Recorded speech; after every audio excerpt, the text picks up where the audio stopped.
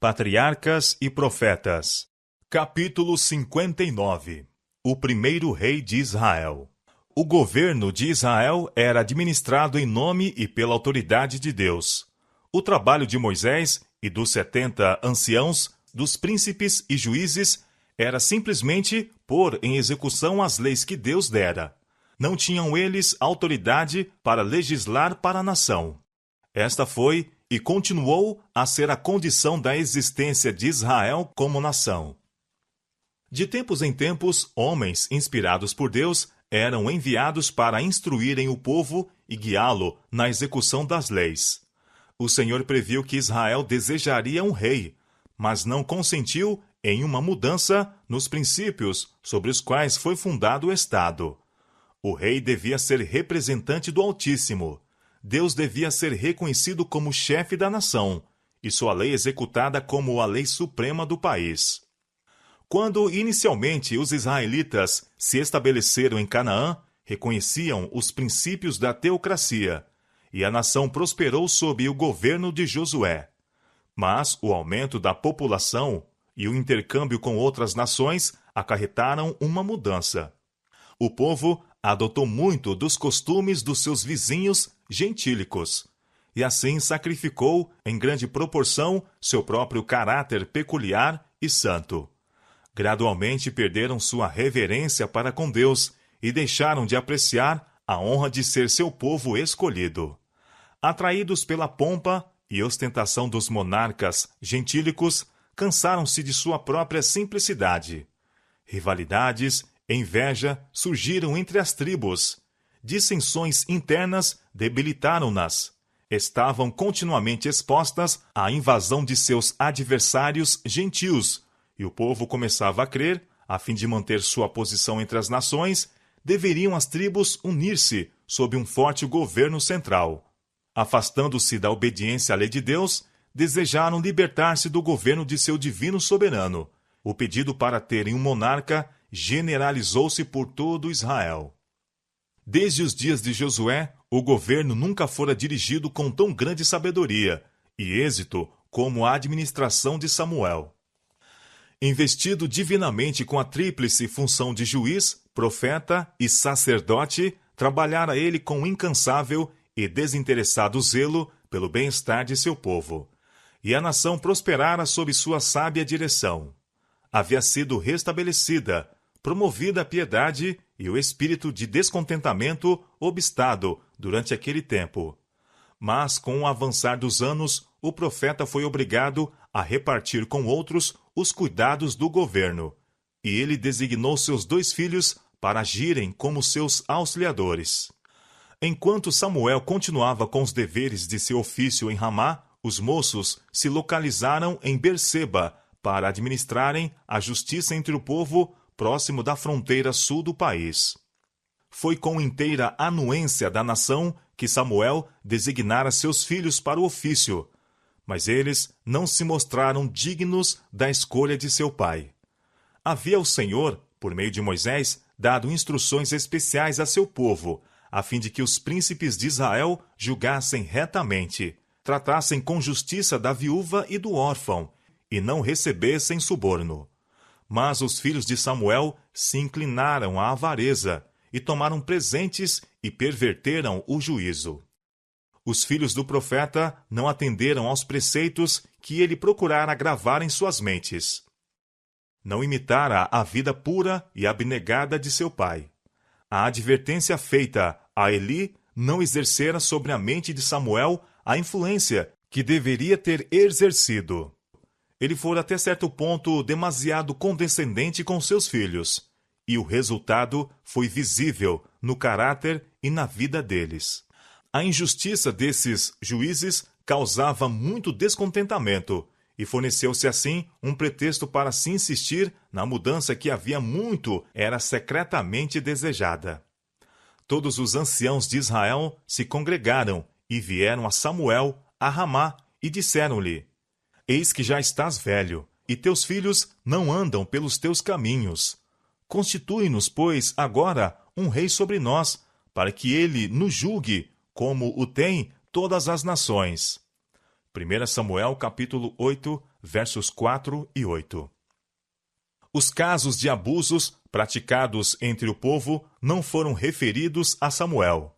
Houvesse se tornado conhecido dele a má conduta de seus filhos, e ele os teria retirado sem demora. Mas isto não era o que os suplicantes desejavam. Samuel viu que o seu motivo real era o descontentamento e o orgulho, e que seu pedido era resultado de um propósito deliberado e decidido. Nenhuma queixa fora feita contra Samuel. Todos reconheciam a integridade e sabedoria de sua administração.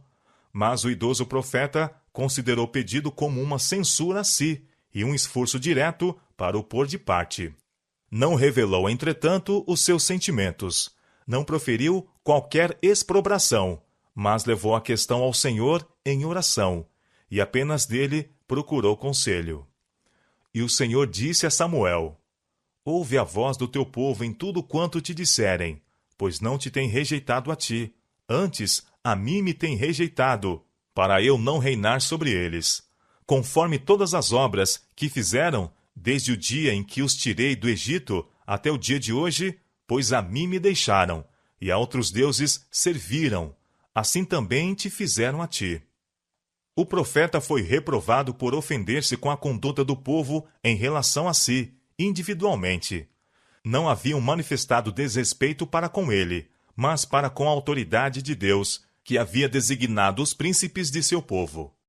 Aqueles que desprezam e rejeitam o fiel servo de Deus mostram desdém não meramente aos homens, mas ao Senhor que o enviou.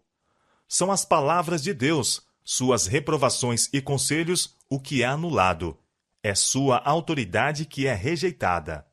Os dias da máxima prosperidade de Israel foram aqueles em que reconheciam a Jeová como seu rei, em que as leis e governo que tinham sido estabelecidos eram considerados como superiores aos de todas as outras nações.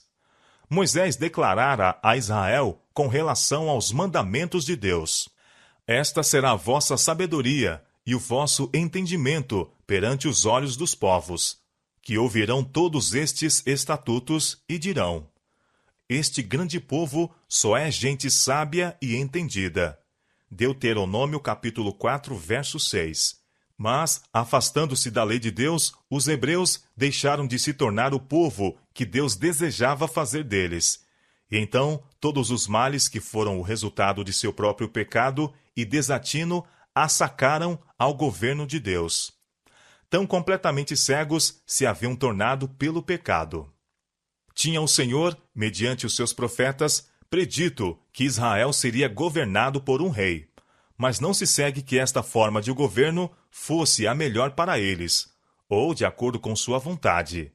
Ele permitiu que o povo seguisse sua própria escolha, porque se recusaram a ser guiados por seu conselho. Oséias declara que Deus lhes deu um rei em sua ira. Oséias capítulo 13, verso 11.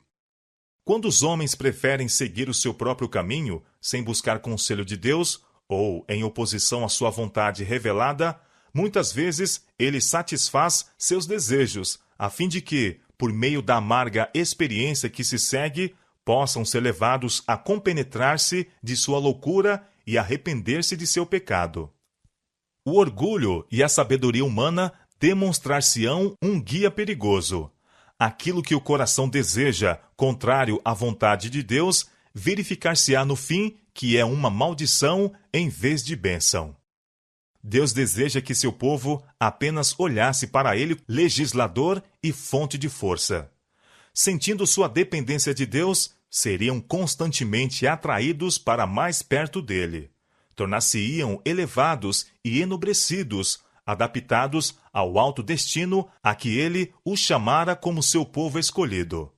Mas quando fosse posto sobre o trono um homem, isto tenderia a desviar de Deus a mente do povo.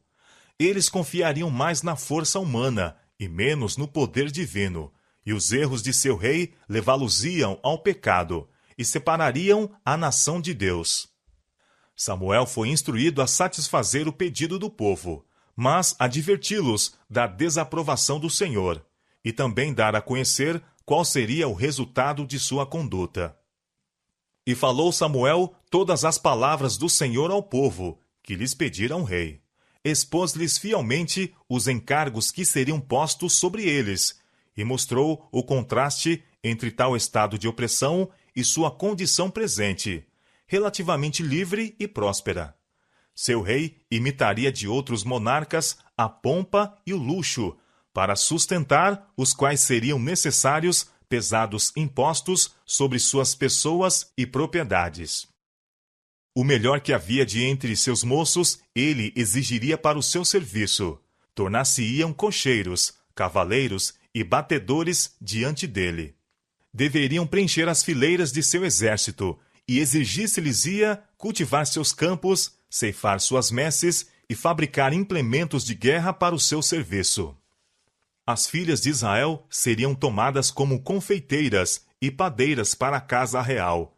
Para manter sua condição régia, apoderar-se-ia do melhor de suas terras, concedidas ao povo pelo próprio Jeová. Os mais valiosos de seus servos, igualmente, e de seu gado, ele tomaria e os empregaria no seu trabalho. Além de tudo isto, o rei exigiria um dízimo de toda a sua receita, dos lucros de seu trabalho, ou dos produtos do solo. Vós lhe servireis de criados, concluiu o profeta. Então naquele dia clamareis por causa de vosso rei, que vos houverdes escolhido, mas o Senhor não vos ouvirá naquele dia. Por mais pesadas que se achassem suas exações, uma vez estabelecida a monarquia, não a poderiam eles depor à vontade. Mas o povo deu a resposta: não, mas haverá sobre nós um rei, e nós também seremos como todas as outras nações. E o nosso rei nos julgará, e sairá adiante de nós, e fará as nossas guerras. Como todas as outras nações. Os israelitas não compreendiam que serem neste sentido diferente de outras nações era um privilégio e bênção especiais. Deus havia separado os israelitas de todos os outros povos, para deles fazer seu tesouro peculiar. Eles, porém, não tomando em consideração esta alta honra, desejaram avidamente imitar o exemplo dos gentios. E ainda, o anelo de conformar-se às práticas e costumes mundanos existe entre o professo povo de Deus. Afastando-se eles do Senhor, tornaram-se ambiciosos dos proveitos e honras do mundo. Cristãos acham-se constantemente procurando imitar as práticas dos que adoram o Deus deste século. Muitos insistem em que, unindo-se aos mundanos e conformando-se aos seus costumes, poderiam exercer uma influência mais forte sobre os ímpios. Mas todos os que adotam tal método de proceder separam-se desta maneira da fonte de sua força. Tornando-se amigos do mundo, são inimigos de Deus. Por amor à distinção terrestre, sacrificam a indizível honra a que Deus os chamou. Honra esta de mostrarem os louvores daquele que nos chamou das trevas para sua maravilhosa luz. Com profunda tristeza, Samuel escutou as palavras do povo. Mas o Senhor lhe disse: dá ouvidos à sua voz e constitui-lhes rei. O profeta cumprira o seu dever. Apresentara fielmente o aviso, e este fora rejeitado. Com pesaroso coração despediu o povo e retirou-se a fim de preparar a grande mudança no governo. A vida de pureza abnegada de Samuel era uma repreensão perpétua tanto para os sacerdotes e anciãos que só cuidavam de si, como para a congregação de Israel, orgulhosa e sensual. Embora não exibisse pompa, nem fizesse ostentação, seus labores traziam o cunho do céu. Ele foi honrado pelo Redentor do mundo, sob cuja guia governou a nação hebreia. Mas o povo se cansara de sua piedade e devoção, desprezaram sua humilde autoridade e o rejeitaram, preferindo um homem que os governasse como rei. No caráter de Samuel, vemos refletida a semelhança de Cristo. Foi a pureza da vida do Salvador que provocou a ira de Satanás. Aquela vida era a luz do mundo e revelava a depravação oculta no coração dos homens. Foi a santidade de Cristo que suscitou contra ele as mais cruéis paixões dos que, com um coração falso, professavam a piedade. Cristo não veio com a opulência e honras da terra. Contudo, as obras que realizavam mostravam possuir ele poder maior do que qualquer príncipe humano. Os judeus esperavam que o Messias viesse a quebrar o jugo do opressor. Todavia, acariciavam os pecados que lhes haviam ligado a esse jugo ao pescoço. Houvesse Cristo encoberto os pecados deles e aplaudido a sua piedade, e o teriam aceito como seu rei. Mas não quiseram suportar sua destemida repreensão aos seus vícios. A beleza de um caráter em que a benevolência, a pureza e a santidade reinavam supremas, que não alimentava ódio a não ser ao pecado, eles a desprezaram. Assim tem sido em todas as épocas do mundo. A luz do céu traz condenação sobre todos os que se recusam a andar nela. Quando repreendidos pelo exemplo daqueles que odeiam ao pecado, tornam-se hipócritas, agentes de Satanás, para coçar e perseguir os fiéis. Todos os que piamente querem viver em Cristo Jesus padecerão perseguições. 2 Timóteo capítulo 3, verso 12. Se bem que tivesse sido predita na profecia a forma de governo monárquica para Israel, Deus se reservara o direito de lhes escolher o rei. Os hebreus respeitaram a autoridade de Deus até ao ponto de deixarem a seleção inteiramente com ele. A escolha recaiu sobre Saul, filho de Quis, da tribo de Benjamim. As qualidades pessoais do futuro monarca eram de maneira que satisfaziam aquele orgulho íntimo que inspira o desejo de terem um rei. Entre os filhos de Israel não havia outro homem mais belo do que ele. 1 Samuel, capítulo 9, verso 2. De porte nobre e digno, na flor da idade, garboso e alto, tinha ele a aparência de alguém que nascera para governar. No entanto, com tais atrações externas, Saul era desprovido daquelas qualidades mais elevadas que constituem a verdadeira sabedoria. Não tinha aprendido em sua mocidade a dominar suas paixões temerárias e impetuosas. Nunca sentira o poder renovador da graça divina. Saul era filho de um poderoso e rico chefe. Todavia, em conformidade com a simplicidade daqueles tempos, estava empenhado com seu pai nos humildes deveres de lavrador. Tendo-se alguns dos animais de seu pai extraviado nas montanhas, foi Saul com seu servo à busca deles. Durante 3 dias fizeram baldadas pesquisas, quando, não estando eles longe de Ramá, a residência de Samuel, o servo propôs que indagassem do profeta a respeito dos animais que faltavam. Ainda se acha na minha mão 1/4 de um siclo de prata, disse ele, o qual darei ao homem de Deus para que nos mostre o caminho. Isto estava de acordo com o costume daqueles tempos. Uma pessoa que se aproximasse de um superior em posição social ou função dava-lhe um pequeno presente, em sinal de respeito. Aproximando-se eles da cidade, encontraram-se com algumas moças que tinham vindo tirar água, e indagaram delas acerca do vidente. Em resposta, souberam que um serviço religioso estava para ter lugar, que o profeta já havia chegado, que deveria haver uma oferta no lugar alto, e depois daquilo, uma festa sacrificial. Uma grande mudança se havia realizado durante a administração de Samuel. Quando o chamado de Deus veio a princípio a ele, os serviços do santuário eram tidos em desdém. Os homens desprezavam a oferta do Senhor. 1 Samuel capítulo 2, verso 17. Agora, porém, o culto de Deus era mantido por todo o país, e o povo manifestava interesse nos serviços religiosos. Não havendo trabalhos ministeriais no tabernáculo, os sacrifícios eram, naquele tempo, oferecidos em outra parte. E as cidades dos sacerdotes e levitas, aonde o povo acorria a receber instrução, foram escolhidas para este fim. Os pontos mais altos nestas cidades eram usualmente escolhidos como o lugar do sacrifício, e daí os serem chamados lugares altos.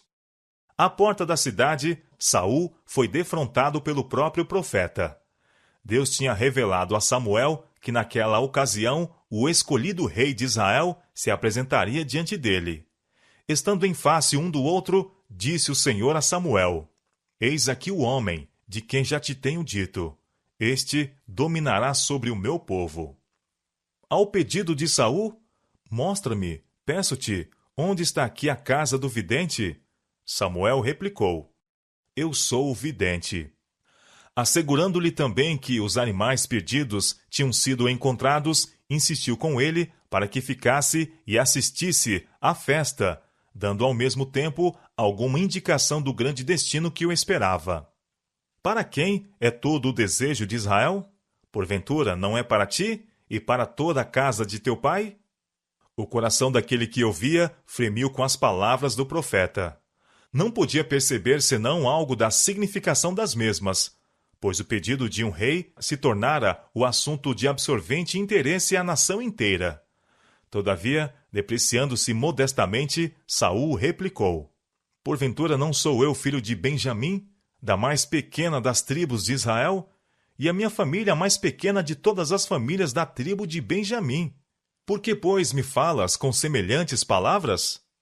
Samuel conduziu o estranho ao local da assembleia, onde estavam reunidos os homens principais da cidade. Entre eles, por determinação do profeta, o lugar de honra foi dado a Saul, e no festim o quinhão mais escolhido foi posto diante dele. Terminadas as cerimônias, Samuel levou o hóspede à sua casa, e ali, no eirado, conversou com ele, apresentando os grandes princípios sobre os quais o governo de Israel fora estabelecido, e procurando assim prepará-lo até certo ponto para o seu elevado cargo. Quando Saul partiu, cedo na manhã seguinte, o profeta saiu com ele. Tendo atravessado a cidade, mandou que o servo passasse adiante. Então ordenou a Saul que parasse a fim de receber uma mensagem a ele enviada por Deus. Então tomou Samuel um vaso de azeite e lhe o derramou sobre a cabeça, e o beijou e disse: Porventura não te tem ungido o Senhor por capitão sobre a sua herdade? Como prova de que isto era feito por autorização divina, predisse os incidentes que ocorreriam em sua viagem para casa. E afirmou a Saul que ele seria habilitado pelo Espírito de Deus para o cargo que o esperava. O Espírito do Senhor se apoderará de ti, disse o profeta, e te mudarás em outro homem. E há de ser que, quando estes sinais te vierem, faze o que achar a tua mão, porque Deus é contigo. Tendo seguido Saul seu caminho, tudo aconteceu conforme dissera o profeta. Perto dos termos de Benjamim, foi informado de que os animais perdidos tinham sido achados. Na planície de Tabor, encontrou 3 homens que iam adorar a Deus em Betel. Um deles levava 3 cabritos para o sacrifício, outro 3 pães, e o terceiro um odre de vinho para a festa sacrificial.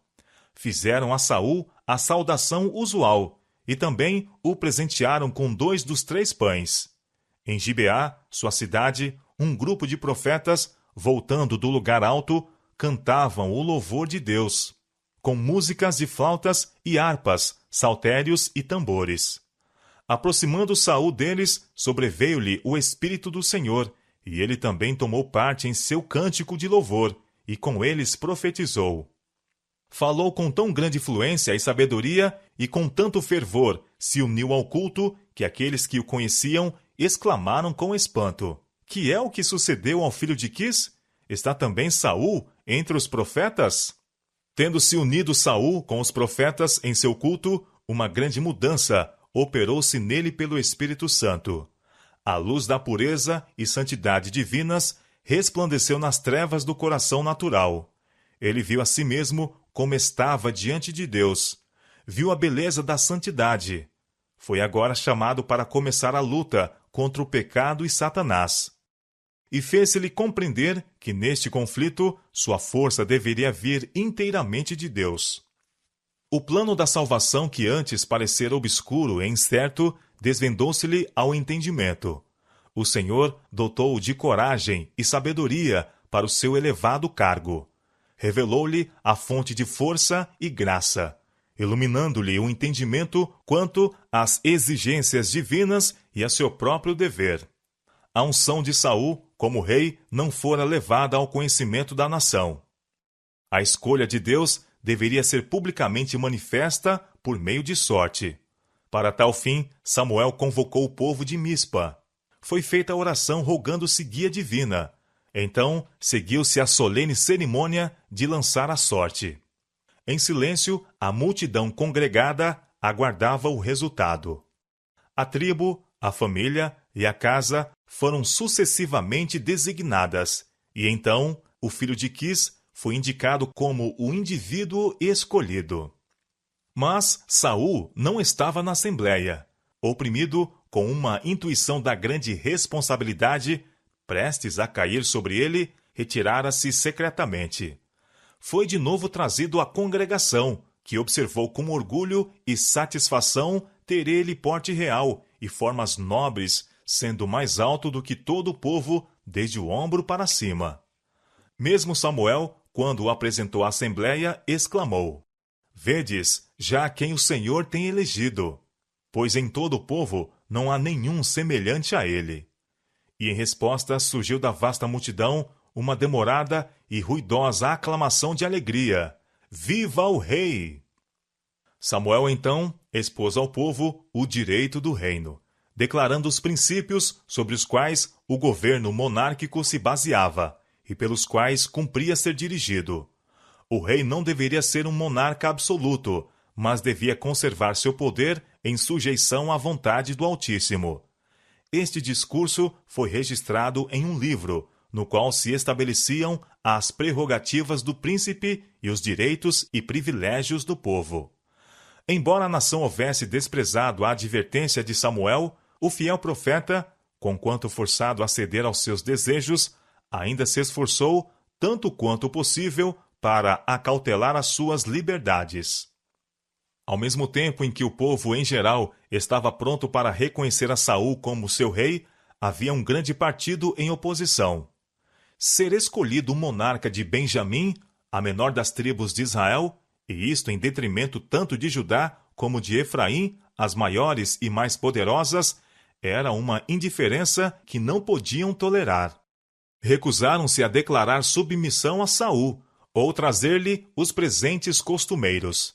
Os que foram os mais insistentes em seu pedido para terem um rei eram os mesmos que se recusavam a aceitar com gratidão o homem indicado por Deus. Os membros de cada facção tinham seu favorito, que desejavam ver colocado sobre o trono. E vários, dentre os chefes, haviam desejado a honra para si. A inveja e a desconfiança ardiam no coração de muitos. Os esforços do orgulho e da ambição haviam resultado na decepção e no desencantamento. Neste estado de coisas, Saul não achou conveniente assumir a dignidade real, deixando que Samuel administrasse o governo. Como anteriormente, voltou a Gibeá. Foi honrosamente escoltado para ali por uma multidão, que, vendo a escolha divina em sua seleção, estava decidida a apoiá-lo. Mas ele não fez tentativas para manter, pela força, seu direito ao trono.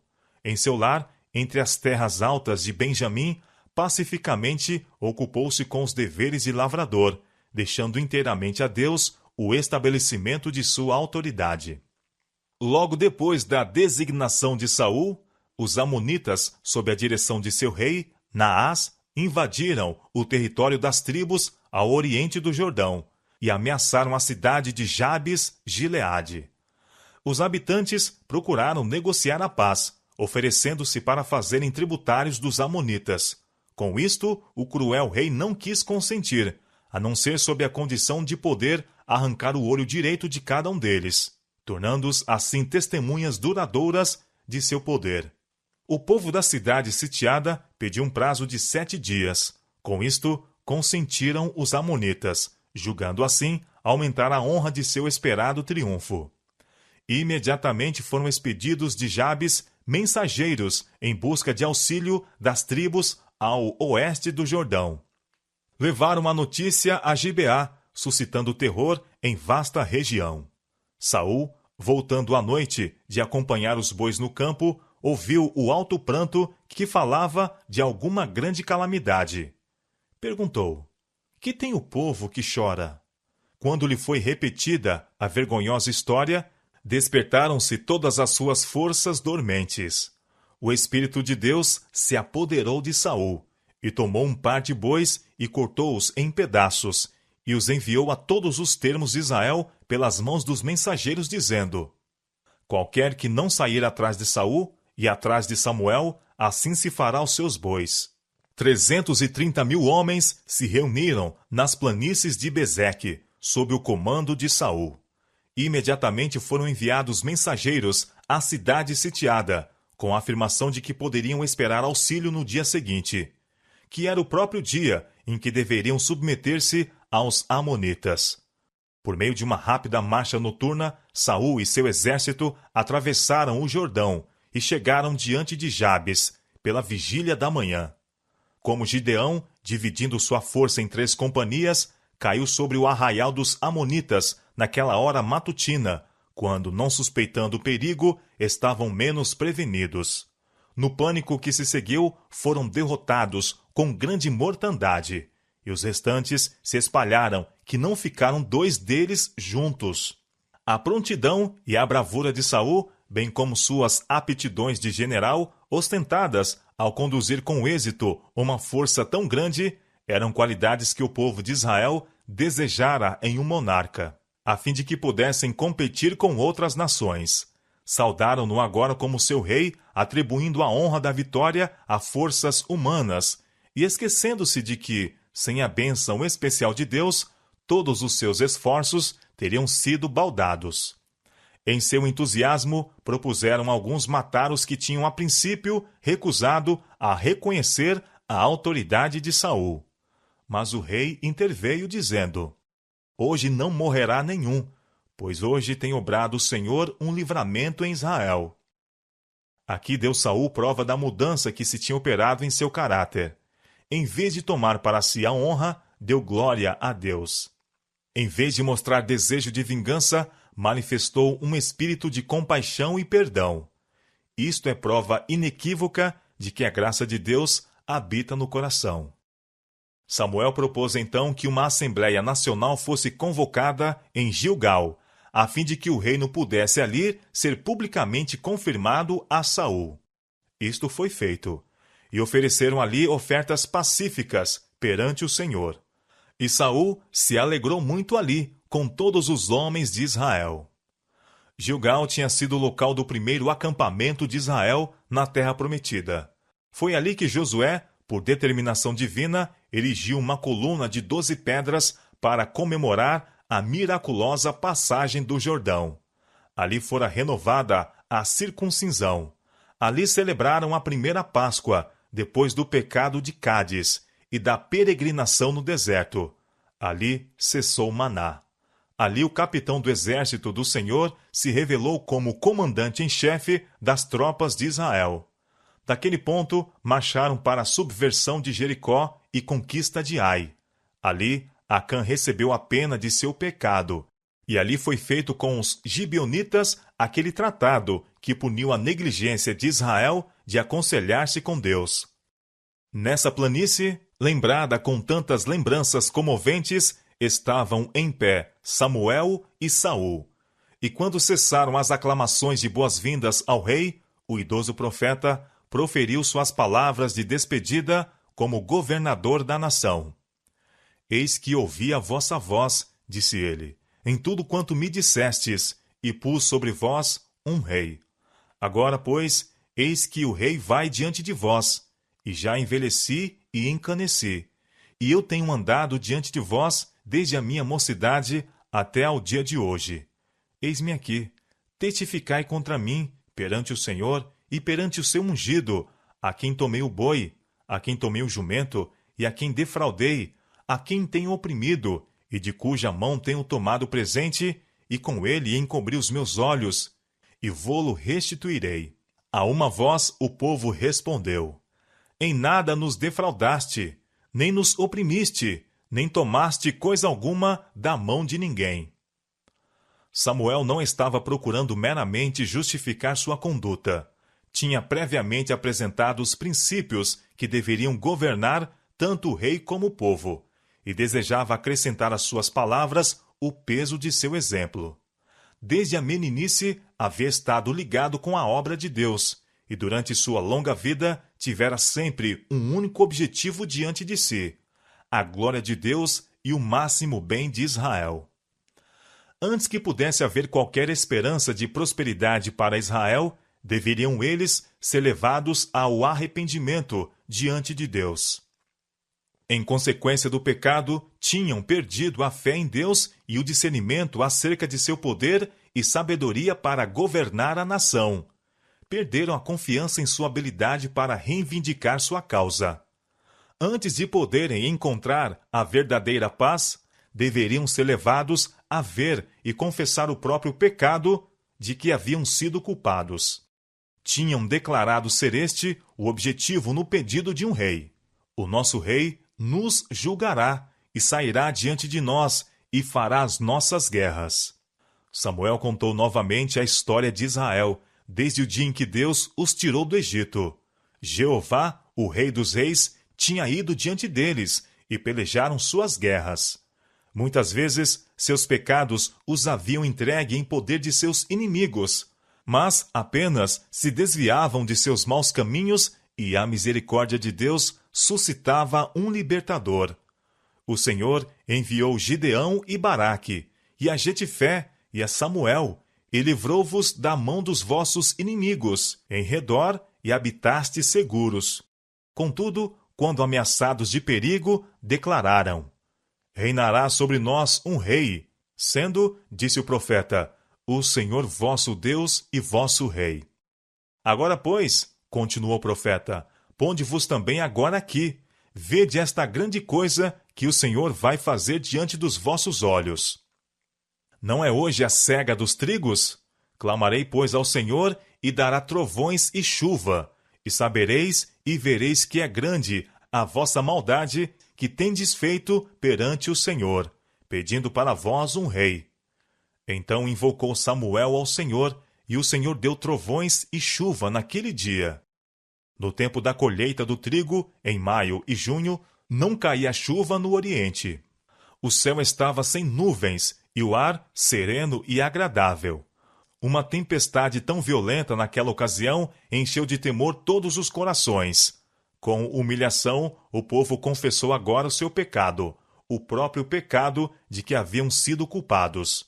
Roga pelos teus servos ao Senhor teu Deus, para que não venhamos a morrer, porque a todos os nossos pecados temos acrescentado este mal, de pedirmos para nós um rei. Samuel não deixou o povo em estado de desânimo, pois isto teria impedido todo esforço para uma melhor vida. Satanás levá-los-ia a considerar Deus como severo e implacável, e assim estariam expostos a muitas tentações.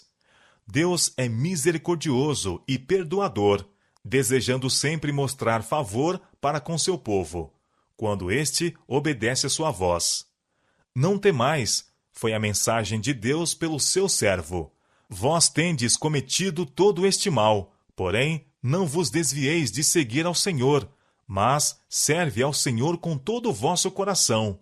E não vos desvieis, pois seguiríeis as vaidades, que nada aproveitam, e tampouco vos livrarão, porque vaidades são. Pois o Senhor não desamparará o seu povo.